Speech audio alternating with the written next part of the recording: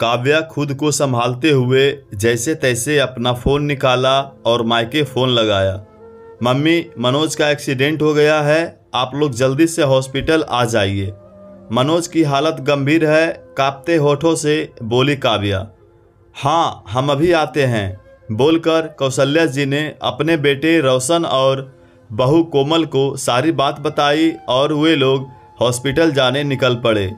Hospital पहुंचकर देखा तो दामाद मनोज आईसीयू में थे और उनकी बेटी काव्या बहुत रो रही थी। रोशन के पूछने पर काव्या बोली, भाई, मैं और मनोज दोनों बच्चे कल रात मनोज के दोस्त के बेटे के जन्मदिन की पार्टी से वापस आ रहे थे, तब अचानक दाईं ओर से एक गाड़ी आई और उसने हमारी कार को टक्कर मार दी। मुझे और बच्चों को तो थोड़ी सी चोट ही आई है, मगर मनोज की हालत गंभीर है। 2-3 दिन कौशल्या जी और भाई रोशन काव्या के साथ हॉस्पिटल में रुके, जिसमें रोशन कभी कभार मेडिकल से दवाइयाँ ले आता था।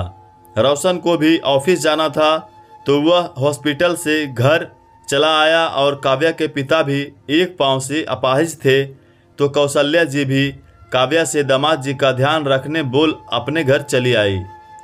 करीबन 6 दिन बाद आज मनोज को होश आया था और उसे घरवालों से मिलने की इजाज़त दी गई थी।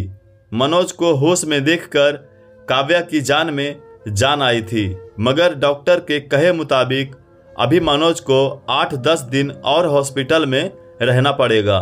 मनोज के ऑफिस से उसके बॉस मनोज से मिलने हॉस्पिटल आए और काव्या को 2 लाख रुपए देकर गए। वैसे काव्या अब तक मनोज की सेविंग्स से 4 लाख रुपये और खुद के गहने बेचकर आए पैसे हॉस्पिटल में भर चुकी थी। मनोज के दोस्तों ने भी 2 लाख रुपये का जुगाड़ कर काव्या की मदद की थी। आज मनोज के बॉस ने भी 2 लाख रुपये दिए थे। अब हॉस्पिटल में जमा करने काव्या को 3 लाख रुपये की और ज़रूरत थी। दरअसल मनोज का हेल्थ इंश्योरेंस अभी 4 दिन पहले ही खत्म हुआ था, जिसे मनोज रिन्यूअल करवाने ही वाला था, मगर बीच में ऑफिस के काम से उसे बाहर जाना पड़ा, जिस वजह से वह हेल्थ इंश्योरेंस रिन्यूअल नहीं करवा पाया था और उसके साथ अकस्मात इतना बड़ा हादसा हो गया। वैसे तो अब तक का काव्या ने हॉस्पिटल का सारा खर्चा भर दिया था, मगर वह यह लास्ट 3 लाख रुपये भरने के बारे में सोचकर काव्या परेशान हो गई। अब तक तो उसने अपनी सेविंग्स गहनों से जुगाड़ कर लिया था और मनोज के ऑफिस के बॉस और दोस्तों ने भी काव्या के मांगने से पहले ही काव्या की मदद करी थी, मगर अब 3 लाख रुपये और भरने थे। काव्या को अपने मायके की याद आई। काव्या अपने मायके पहुंची और उसने अपने पापा से 3 लाख रुपये मांगे। पिता अशोक जी एक पांव से वैसे भी असहाय थे, उनकी महीने की पेंशन भी उसके बेटे के हाथ में चली जाती थी। वे बोले, बेटा, इस मामले में शायद रोशन ही तेरी कुछ मदद कर पाए। काव्या अपनी माँ कौशल्या जी से बोली, माँ, सिर्फ 3 लाख रुपये की बात है, फिर मनोज को ऑफिस से छुट्टी मिल जाएगी। आप बात करिए ना भैया से। 3 लाख रुपये चाहिए? कौशल्या जी बोली। काव्या, मैं तो कहती हूँ तुझे यह पैसे तेरे ससुराल वालों से मांगने चाहिए।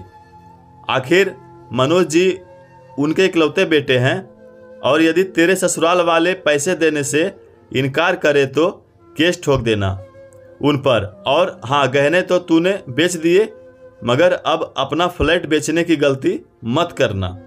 और रही बात रोशन से पैसे लेने की, तो बेटा रोशन कहाँ से पैसे देगा? अभी उसे भी आर्थिक तंगी चल रही है।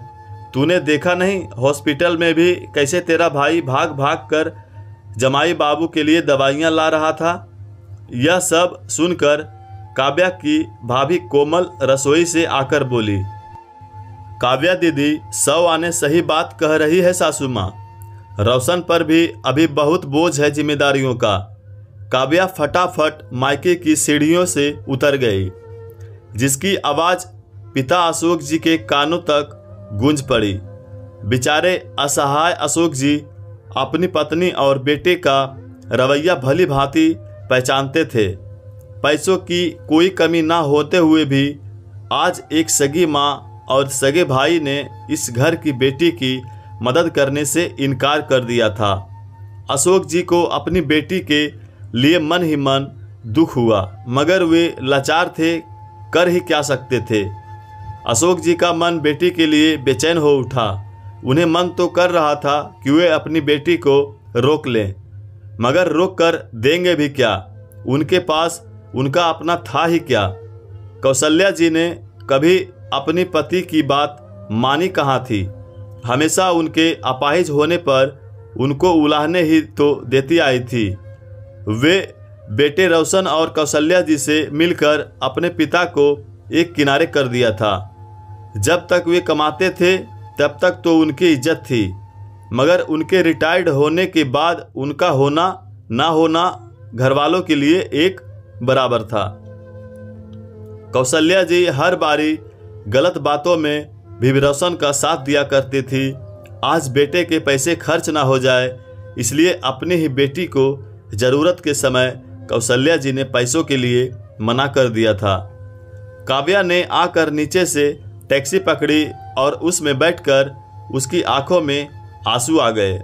जिस माँ और भाई भाभी के कहने अनुसार काव्या अब तक चलती आई थी, आज उन्हीं लोगों ने काव्या की मदद करने से इनकार कर दिया था। काव्या अच्छे से जानती थी कि उनके मायके में पैसों की कोई कमी नहीं है, और सिर्फ 2-3 बार मेडिकल से दवाई ले आना क्या एक भाई का अपनी बहन के प्रति इतना ही फर्ज बनता है जो आज उसे गिनाया जा रहा था? उस दिन हॉस्पिटल में भी भाई रोशन ने एक बार भी नहीं कहा था कि कुछ पैसों की ज़रूरत हो तो मैं मदद करूंगा। काव्या के पास भी अब कोई और आस ना थी, इसलिए वह अपने मायके यह 3 लाख रुपये मांगने पहुंची थी। काव्या को गांव में रह रहे अपने सास ससुर की याद आई, मगर उसने अब तक उन्हें मनोज के एक्सीडेंट की खबर भी तो नहीं दी थी। काव्या को वह दिन याद आ गए जब उसने मनोज की पत्नी बनकर ससुराल की चौखट पर अपने कदम रखे थे। काव्या ने शादी के बाद कभी अपने सास ससुर को इज्जत नहीं दी, क्योंकि वे दोनों गांव से थे। मनोज यहाँ शहर में नौकरी करता था, जहां उसे काव्या से प्यार हुआ था और उसने काव्या से शादी करने का मन बना लिया था। मगर मनोज ने अपनी शादी के बाद उसके माता पिता को भी हमेशा के लिए यहाँ अपने पास शहर बुला लिया था, जो बात काव्या को बिल्कुल अच्छी नहीं लगी थी। काव्या ने अपने सास ससुर को हर पल नीचा दिखाया, जिसमें काव्या की माँ ने उसका बहुत साथ दिया। कौशल्या जी हमेशा काव्या को यही सिखाती कि बेटा, उन लोगों को क्या ज़रूरत है तुम्हारे साथ रहने की? जाकर रहें अपने गांव, वहां उनका खेती बाड़ी का व्यवसाय है, उन्हें वही संभालना चाहिए। जाने तू कैसे रहती होगी इन देहाती लोगों के साथ। काव्या भी तो कहाँ रहना चाहती थी गांव के इन सीधे साधे लोगों के साथ, और ऐसे में कौशल्या जी ने उसे अपने सास ससुर के खिलाफ और भड़काया। इसलिए तो काव्या ने घर में झगड़े करना शुरू कर दिया था, जिससे सास ससुर भी हमेशा के लिए वापस गांव चले गए। काव्या ने मनोज से भी अपने माता पिता से रिश्ता तुड़वाना चाहा, मगर मनोज ने काव्या का कहा कभी नहीं माना।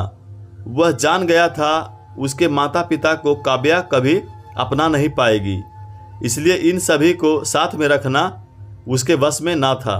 मनोज के माता पिता अब हमेशा के लिए गांव जाकर बस गए थे।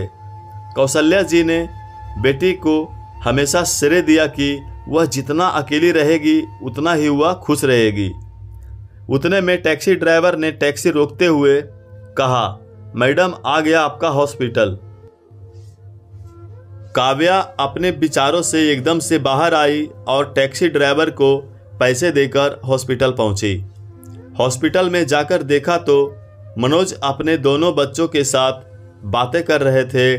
दोनों बच्चे बोल रहे थे, पापा आप जल्दी ठीक हो जाइए, आप घर कब आएंगे? मनोज बोला, बस बेटा, जल्दी ही हम सभी घर चलेंगे। मनोज काव्या को देखते ही बोला, काव्या, तुमने मेरे मम्मी पापा को मेरे एक्सीडेंट की खबर दी या नहीं? काव्या बोली, इस उम्र में कहीं उन्हें झटका ना लग जाए एक्सीडेंट की खबर सुनकर, इसलिए नहीं दी।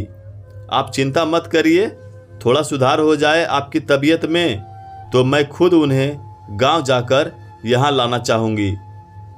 मैं जानती हूँ आप अपने मम्मी पापा को बहुत याद कर रहे हैं। मनोज बोला, मगर यहाँ से तुम्हें हमारे गांव जाने में 5 घंटे लग जाएंगे काव्या, और तब तक बच्चे कहाँ रहेंगे?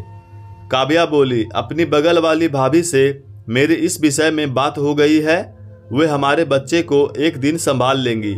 मैं कल सुबह ही उन्हें लाने निकल जाऊंगी। दूसरे दिन सुबह सुबह काव्या टैक्सी करके अपने सास ससुर को लाने के लिए निकल गई। काव्या घर पहुंची तो देखा घर में सास निर्मला जी घर के काम कर रही थी। निर्मला जी काव्या को देखते ही बोली, अरे बहू आओ, तुम अकेली? मनोज कहाँ है? और काव्या को एक गिलास पानी पीने दिया। काव्या ने पहुंचते ही अपनी सास को मनोज के एक्सीडेंट की खबर दी। उनका यह सुनकर दिल ही बैठ गया और वे पास वाले छोटू को बुलाकर बोली, जा छोटू, मनोज के पिताजी को खेतों से बुला ला और कहना मनोज भैया का एक्सीडेंट हो गया है, और हाँ जरा धीरे से। यह थोड़ी ही देर में छोटू कृष्णा जी को बुलाकर ले आया और यह खबर आग की तरह पूरे गांव भर में फैल गई। कृष्णा जी आते ही बोले, निर्मला, तिजोरी में कम से कम 2 लाख रुपये होंगे, वह ले ले। निर्मला जी बोली, और मेरे गहने किस दिन काम आएंगे, वह भी तो ले लेती हूँ।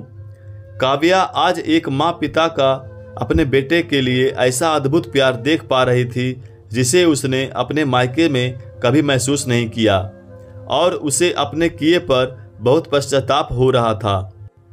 कृष्णा जी और निर्मला जी ने खुद भी उतने पैसे वाले नहीं थे, मगर उन्होंने सारे पैसे और गहने लिए और काव्या के साथ आकर टैक्सी में बैठ गए। उन दोनों का यह प्यार देखकर काव्या जोर जोर से टैक्सी में ही रोने लगी। निर्मला जी बोली, काव्या बेटा, तुम अपने माता पिता की कसम खाकर बताओ कि मनोज ठीक तो है ना? तुम्हें ऐसे रोते देखकर मेरा दिल एकदम से बैठा जा रहा है। काव्या बोली, मम्मी, मैं अपने माता पिता की कसम खाकर कहती हूँ कि मनोज अब ठीक है। मम्मी पापा, मैंने जो आप लोगों के साथ बर्ताव किया है उसके लिए मुझे माफ़ कर दीजिए।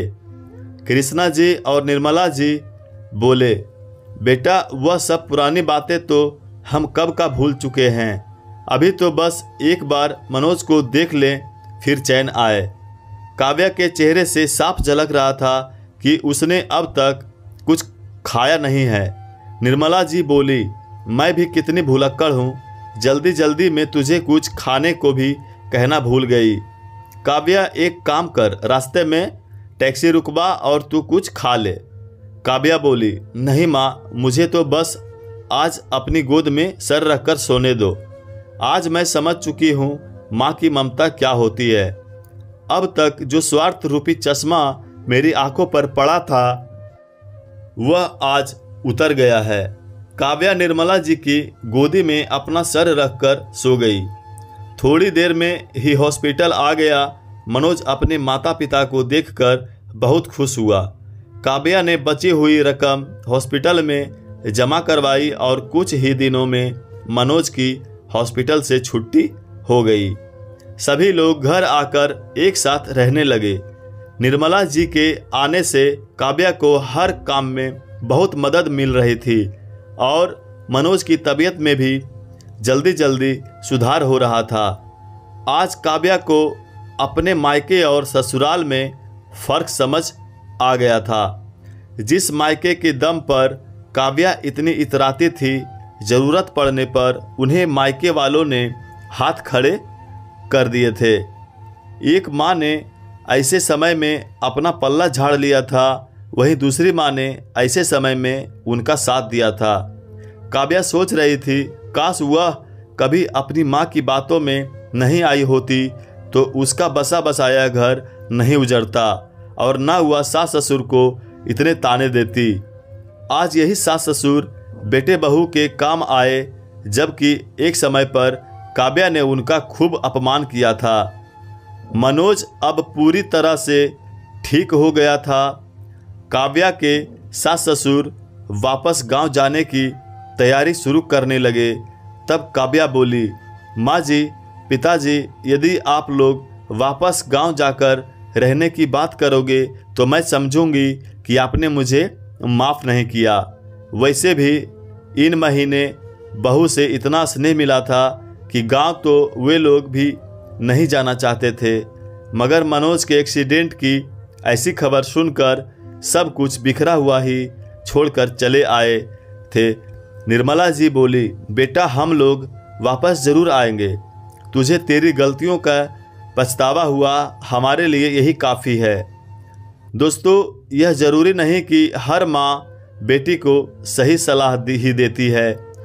कुछ माँ अपनी बेटी की घर गृहस्थी में आग लगाने का काम भी करती हैं। इसलिए हो सके तो कभी अपनी बेटियों को उनके ससुराल के लिए गलत सलाह ना दें, उनकी गृहस्थी में अपनी टांग ना अड़ाएं। इस कहानी में तो बहू को अपनी सास ससुर की कद्र हो जाती है, मगर ज़रूरी नहीं कि हमेशा बहुओं को अकल आ जाए। पाठकों, आज की ये कहानी आप सबको कैसी लगी हमें कमेंट के माध्यम से ज़रूर बताएं, और चैनल पर नए हैं तो चैनल को सब्सक्राइब एंड वीडियो को एक लाइक ज़रूर कर दें। धन्यवाद।